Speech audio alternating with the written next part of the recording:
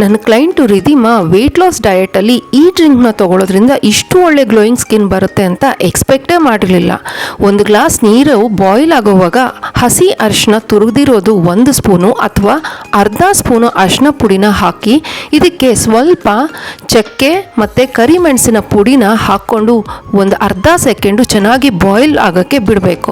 ಈಗ ಇದಕ್ಕೆ ಸ್ವಲ್ಪ ಶುಂಠಿನ ಕೂಡ ಜಜ್ಜಿ ಹಾಕ್ಕೊಂಡು ಒಂದು ಒಳ್ಳೆಯ ಫ್ಲೇವರ್ಗೋಸ್ಕರ ಏಲಕ್ಕಿನ ಕೂಡ ಬಿಡಿಸಿ ಹಾಕಿ 1 ನಿಮಿಷ ಚೆನ್ನಾಗಿ ಬಾಯ್ಲ್ ಆದಮೇಲೆ ಕೆನೆ ತೆಗೆದಿರುವಂತಹ ಹಾಲು ಅಥವಾ ಸ್ಕಿಮ್ಡ್ ಮಿಲ್ಕು 1 ಗ್ಲಾಸ್ನ ಹಾಕಿ ಇದನ್ನು 1 ನಿಮಿಷ ಬಾಯ್ಲ್ ಮಾಡಿ ರಾತ್ರಿ ಹೊತ್ತು ನೀವು ತಗೊಳ್ಳೋದ್ರಿಂದ ನಿಮ್ಮ ಸ್ಕಿನ್ನು ಫೇಶಿಯಲ್ ಮಾಡಿಸಿರೋದಕ್ಕಿಂತ ಹೆಚ್ಚಾಗಿ ಗ್ಲೋ ಆಗುತ್ತೆ. ಇದಕ್ಕೆ ಒಂದು ಸ್ವಲ್ಪ ಕೇಸರಿ ದಳನ ಹಾಕ್ಕೊಂಡು ತೊಗೊಂಡ್ರೆ ಅಂತೂ ನಿಮ್ಮ ಸ್ಕಿನ್ ಗ್ಲೋಗೆ ಎಲ್ಲರೂ ನಿಮಗೆ ಕಾಂಪ್ಲಿಮೆಂಟ್ನ ಕೊಡೋಕ್ಕೆ ಶುರು ಮಾಡ್ತಾರೆ. ಇಂಥದ್ದೇ ಒಂದು ಒಳ್ಳೆಯ ಡಯಟ್ ಟಿಪ್ಗೋಸ್ಕರ ನನ್ನ ಚಾನಲ್ನ ಮರಿದಿರ ಫಾಲೋ ಮಾಡಿ.